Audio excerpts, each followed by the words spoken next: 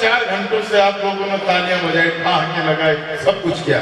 2-3 बार मेरे इस अंचल से मुझे निमंत्रण आए कवि सम्मेलन के, लेकिन मसरूफियत की वजह से आ नहीं पाया। इस बार प्रिय सुमित ने ये कहा, बेटे बेटे बैठ जा, चाय वाली बेटा, अब तेरा पेमेंट पूरा होगा, जा तो वापस बताना, आए तो कविता सुनने आना। मैं शुरू होना चाहता हूँ सब बस।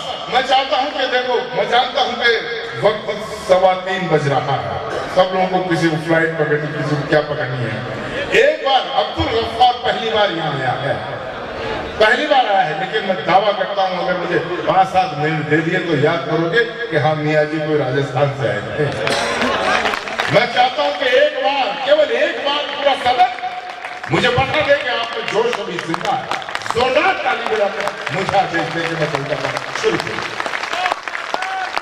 बेटे बैठ जा, आज वो नहीं है जिसे तू ढूंढ रहा था, बैठ जा। पट्टा ऊंचा हो के देख रहा कि पिंकी आई कि नहीं आई। आज पिंकी के एग्जाम में बेटे वो नहीं है। माननीय जिलाधीश महोदय यहाँ बैठे हैं, मैं इनका भी प्रणाम करता हूँ, इनकी साहित्य पिपासा को मैं धन्यवाद देता हूँ। एक पांडुलिपि जिस किसी प्रकाशक की हो, बच्चा है या पांडु, इसके प्रकाशक अगर यही मौजूद है तो उनसे निवेदन है इनको सबर ले।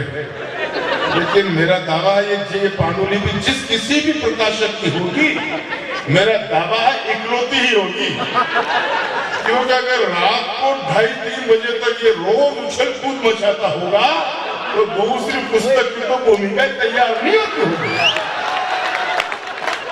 बढ़िया, बस थोड़ा मैं थक गया, इसलिए ये बातें मैं कर रहा हूँ, थोड़ा आपको मेरे साथ लगना पड़ेगा। मैं शुरू होता हूँ साहब, एक परिचय खड़ा करता हूँ। अगर मेरे परिचय में भी आपके हाथ खोल सकूं, आपकी तालियों को आमंत्रित करता हूं। पहली बार आया हूं, इसलिए परिचय देना चाहता हूं। मैं कहना चाहता हूं कि अब्दुल गफ्फार को सब लोग पसंद करेंगे, लेकिन अब्दुल गफ्फार को इस मुल्क में वो 2-3 प्रकार के लोग पसंद नहीं करते हैं। वो 2-3 प्रकार के लोग पसंद नहीं करते हैं। एक वे जो या तो मादर वतन हिंदुस्तान को तोड़ रहे हैं, या फिर एक वे जिनके रगों में खून के बदले पानी के धारे तोड़ रहे हैं। थोड़ा ऊर्जा थोड़ा बढ़ाना पड़ेगा आपका तालियों का धड़कन। मुझे एक और परिचय खड़ा करता हूं। मुझे वो लोग भी पसंद नहीं करते हैं, 40 वर्ष से कविता के मंच पर मुझे वो लोग भी पसंद नहीं करते हैं जो देशभक्त अशरफुल्लाह खान और अब्दुल हमीद जैसे देशभक्तों को सम्मान देने से इनकार करते हैं और अकबरुद्दीन ओवैसी जैसे कट्टारों से प्यार करते हैं। देखो ये जो वार्ड है ये बहुत जागरूक वार्ड है, लेकिन ये वार्ड नंबर 19 बैठा हुआ है, ये जमानत जब्त करवा देगा। बता देता हूँ, ये जो 50 अग्रवाल साहब, ये जो 100 बच्चे बैठे हैं, यही कवि सम्मेलन को सफल करवाएंगे। मैं चाहता हूँ कि इनका अनुसरण आप लोग भी करें, अगर अच्छा होगा। एक अंतिम परिचय देता हूँ जरा, और चाहता हूँ, मुझे इस मुल्क में वो लोग भी पसंद नहीं करते भाई, वो लोग भी पसंद नहीं करते हैं जो भारत में रहकर भारतीय सभ्यता और संस्कृति को छाटते हैं, और जब पाकिस्तान की क्रिकेट टीम कहीं जीतती है तो जाकर अपने मोहल्लों में मिठाइयां बांटते हैं। और खड़े हो जाना, इस बात पाने के हुजूम देखना चाहता हूँ, महोत्सव देखना चाहता हूँ। अंतिम परिचय में फिर याद आ रहा है, मुझे वो लोग भी पसंद नहीं करते हैं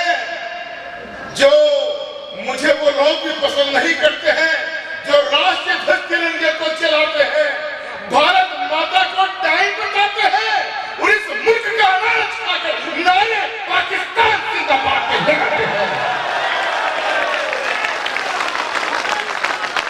वो लोग मुझे पसंद नहीं करते हैं, लेकिन हाँ मुझे पसंद करते हैं वो जिनकी रगों में भरी हुई राष्ट्र प्रेम की भक्ति है और जिनकी बातों में राणा प्रताप और शिवाजी की तलवार उठाने की शक्ति है। तो सब लोग मुझे पसंद करते हैं, मैं उनके लिए कविताएं करता हूँ। 4 पंक्तियां मैं भी शुरू करता हूँ साहब। अभी बड़े ताजा विषय था, देखो अंतिम में जो कवि आता है उसके लिए समस्या ये होती है कि उस तक आते आते सारे विषय निबट चले होते हैं, जमने वाले चुटकुले भी निबट चले होते हैं, कविताएं हर विषय पर हो चली होती है, फिर भी मुझे अपनी दुकान चलानी है। कोशिश करूंगा कुछ नए संदर्भ जो बच गए हों उनको, और अगर जो संदर्भ हो भी गए उनमें भी नई बात कहने की कोशिश करता हूं। एक फिल्म अभिनेता है मुंबई का, उसकी लुगाई ने उसको ये कहा कि हिंदुस्तान रहने की जगह नहीं है, या दरिंदे बसते हैं, या ये होता है वो होता है। उस अभिनेता ने बाकायदा इंटरव्यू दिया, तो हिंदुस्तान मेरे बच्चे को, मेरी वाइफ कहती है हम कहीं दूसरी जगह चल जाएंगे। अच्छा, अब याद आ रहा है, हिंदुस्तान की जनता ने फिल्म देख देख के तुझे अरबपति बना दिया, और अब तुझे हिंदुस्तान ऐसे क्यों नजर आ रहा है। मित्रों, मैं मुंबई में परसों था, मैंने 4 पंक्तियों के माध्यम से मुंबई की जनता का भी प्यार लूटा है। आज सिंगरौली में उन पंक्तियों से मैं आजमाना चाहता हूँ, कविता पाठ शुरू करना चाहता हूँ। सुनेगा, मैं देखो पहला वीरस का ऐसा कवि हूँ भारतवर्ष में जो ना तो सूमड़ा होकर कविता पढ़ता हूँ और ना सोमड़ों को सुनाता हूँ। मैं देशभक्ति की बात करता हूँ तो ये क्या मतलब है कि हम बिल्कुल सूझे रहे। मैं उत्साह के उमंगों के साथ, खिलखिलाहट के साथ देशभक्ति की बात करने का व्यस्त हूँ। मैं 4 पंक्तियां शुरू करता हूँ। जब उस अभिनेता ने ये कहा कि हिंदुस्तान ऐसे शुरू हो गया, रहने की जगह नहीं है, तो उसका ये स्टेटमेंट सुनकर पड़ोसी मुल्क से निमंत्रण आ गए। हाफिज सईद ने कहा कि हमारे यहाँ जाओ, और मियां नवाज शरीफ ने मोदी जी को फोन कर दिया कि मोदी जी क्या हो रहा है। मित्रों, बस मोदी का जवाब और अब्दुल गफ्फार की 4 पंक्तियां मजे लेना, निवेदन बस उछल जाना अगर आनंद आ जाए तो। मैं निवेदन करना चाहता हूं कि जितने धूर्त शिकारी बैठे उस मचान को ले जा तू। बस दूसरी पंक्ति उठा लेना, मजा आएगा। क्या हुआ कि जितने, मोदी जी कह रहे कि जितने धूर्त शिकारी बैठे उस मचान को ले जा तू, और जितने हैं आतंकी पूरे खानदान को ले जा तू। भाई सुनिए, अगर फ्री हो गए हो तो आ जाओ मंच पे। इतना अच्छा आपने संचालन किया है, संयोजन किया। ये 2 पंक्तियों में आपका उत्साह कैसे हो गई? 4 पंक्तियों में जो दावा है समंदर उठा लो, बस ये जोश रखना। अग्रवाल साहब सुनो, 4 पंक्ति सुनती जाओ, सुनेगा, उठा लेना रे भाइयों कि जितने धूर्त शिकारी बैठे उस मचान को ले जा तू, जितने हैं आतंकी पूरे खानदान को ले जा तू। और फोन उठाकर मोदी ने यूं कहा नवाज के कानों में, बदले में देकर दाऊद आमिर खान को लेकर तू। फोन उठाकर मोदी ने यूं कहा नवाज के कानों में, बदले में देकर दाऊद। बजाओ ताली। एक और ताजा 4 पंक्तियां देता हूं साहब। वो जब एक आतंकवादी को फांसी की सजा, मेरा मानना है, मैं वकील हूं साहब, राजस्थान हाई कोर्ट में 12 बरस तक तो मैं गवर्नमेंट एडवोकेट रहा। 5 बरस तक हुकूमत राजस्थान ने मुझे भी राज्य मंत्री के पद से नवाज रखा था। ये तमाम बातें इसलिए बता रहा हूं, मेरी हर कविता में तर्क के साथ बात करता हूं, तथ्य के साथ बात करता हूं। आतंकवादी होता है, उसका क्या मजहब, क्या ईमान? वो हिंदू और मुसलमान बने, वो आतंकवादी, उसको क्या सिंपल दिया?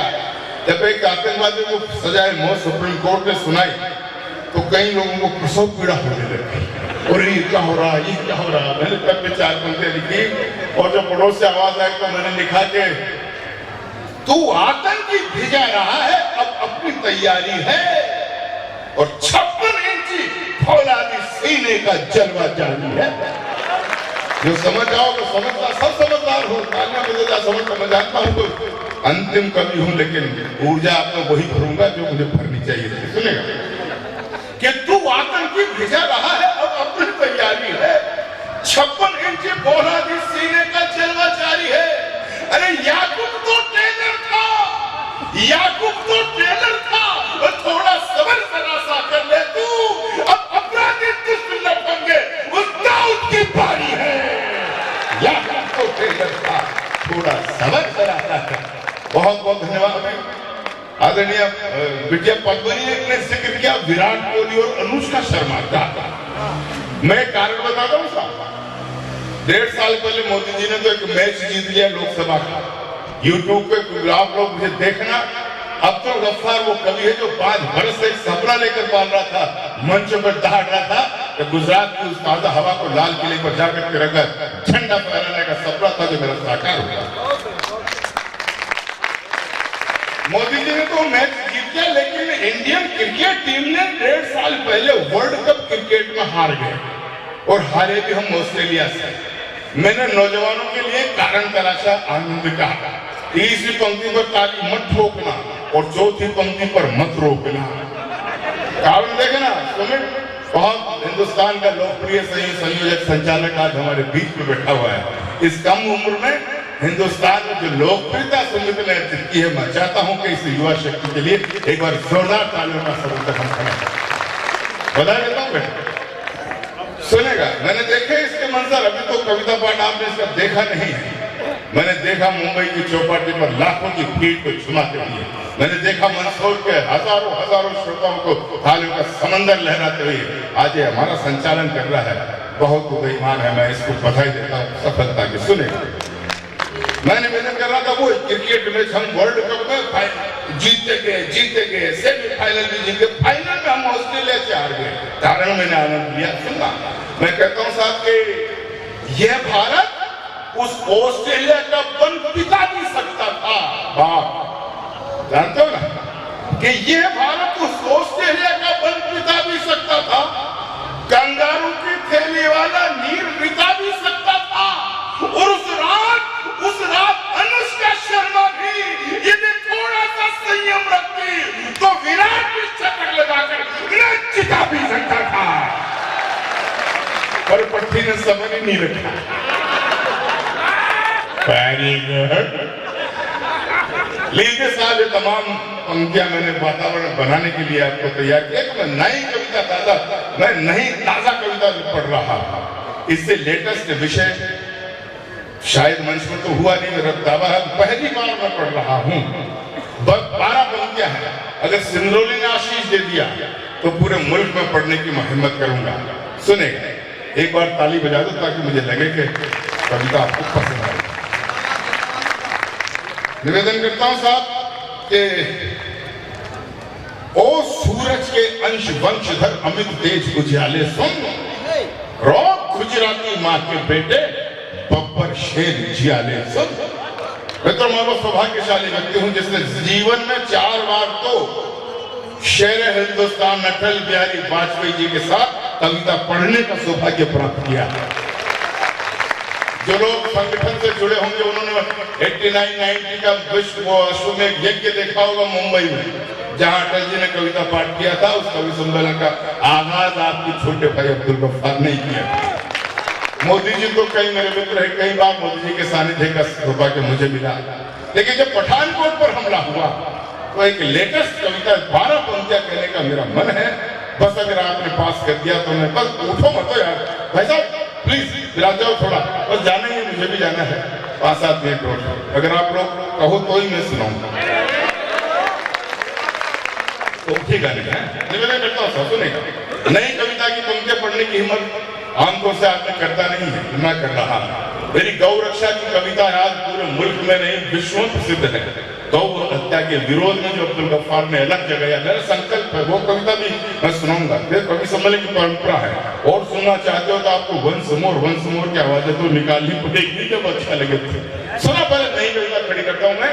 जब पठानकोट पर हमला हुआ तो मैंने क्या महसूस किया, सुनेगा। बिल्कुल नई पंक्तियां कि मैं देश के महानायक से मुखातिब होकर बात करना चाहता हूं। सुनेगा कि ओ सूरज के अंश, मेरी भाषा देखते हैं कि ओ सूरज के अंश वंशधर अमित तेज उजियाले सुन, ओ गुजराती माँ के बेटे बब्बर शेर जियाले सुन, कि तू तो नफरत के क्यारे में फूल खिलाने वहां गया, तू तो नफरत के क्यारे में फूल खिलाने वहां गया, तू तो रंजिश भूल भाग कर हाथ मिलाने वहां गया, मगर देख उन कंसर्फों ने तेरा यकीन चला डाला, मगर देख वो कमजोरों से तेरा यकीन हलाल हुआ, ज़हरी ने उन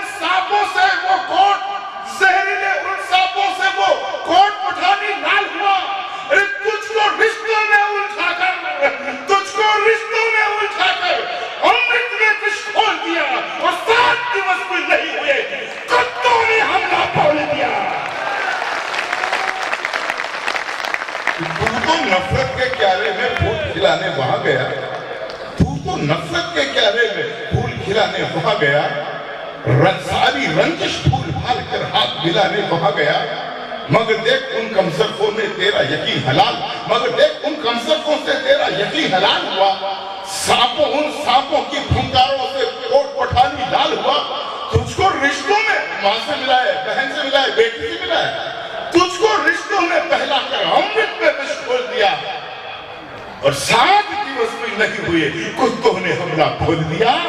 तो बेशक हमने जंग जीतकर ऊंचा पर्वत खोदा है, बेशक हमने जंग जीतकर ऊंचा पर्वत खोदा है, पर 5 गंवाकर 5 मारकर 7 गंवाए, ये घाटे का सौदा।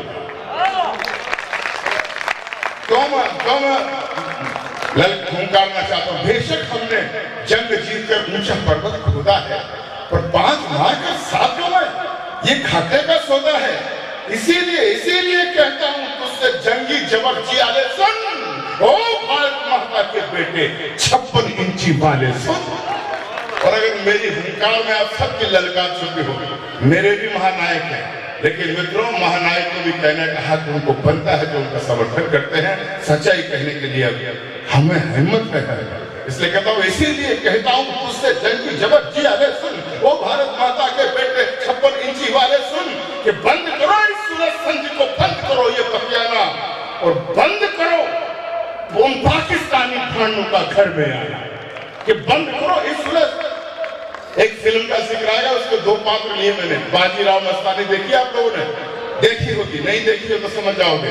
2 पात्र लिए मैंने अंतिम पंक्ति में, उछाला मारना, समर्थन देना, नई पंक्तियां पढ़ने की हिम्मत कौन करता, मैं कर रहा हूं। सुना कि वो भारत माता के बेटे 56 इंची वाले सुन, कि बंद करो इस सूरज संधि को, बंद करो ये बतियाना, बंद करो उन पाकिस्तानी भांडों का घर में आना, बंद कराओ इस क्रिकेट को, बंद करो बस कहनों को, बंद कराओ इस क्रिकेट को, बंद करो बस कहनों को, सीमा पर मुस्तैद खड़ी कर दो बमवर्षक ट्रेनों को, सबसे आगे टैंक लगाकर मोटर से हथियार चले, जल थल नभ तीनों बाजू से दुश्मन पर हथियार चले।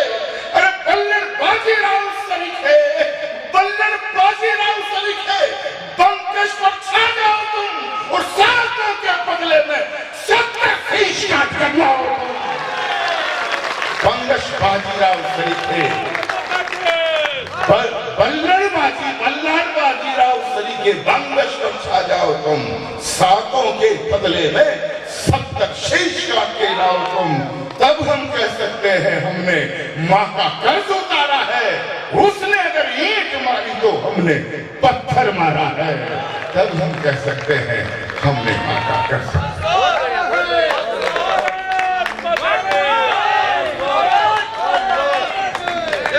बस, और अगर आप आज्ञा दें तो फिर मैं एक नई कविता सुनाऊं, विजय दुबे जी विराज।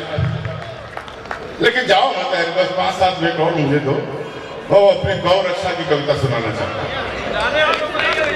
जाने वालों को तो खैर कौन रोक पाया है, बच्चा अपने पापा को ले जा रहा है, मम्मी जी का फोन आ गया, या बहुत हो गया, बस सुनेगा।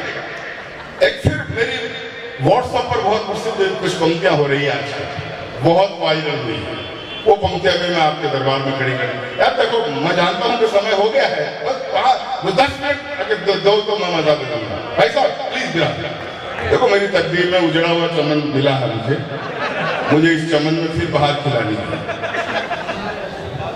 सुने, बहुत कठिन काम है, लेकिन एक काम मैं कठिन कर रहा हूँ, एक काम आपको कठिन करना पड़ेगा, लेकिन बहुत अच्छा सुन रहे हो आप बहुत अच्छा।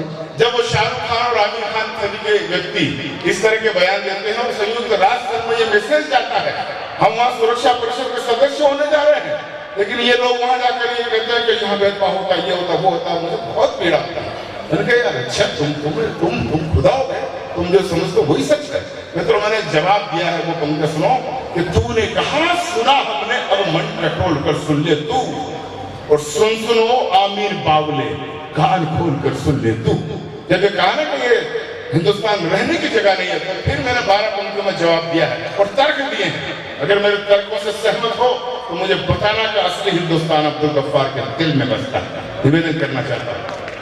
कि तूने कहा सुना हमने, अब मन टटोल कर सुन ले तू।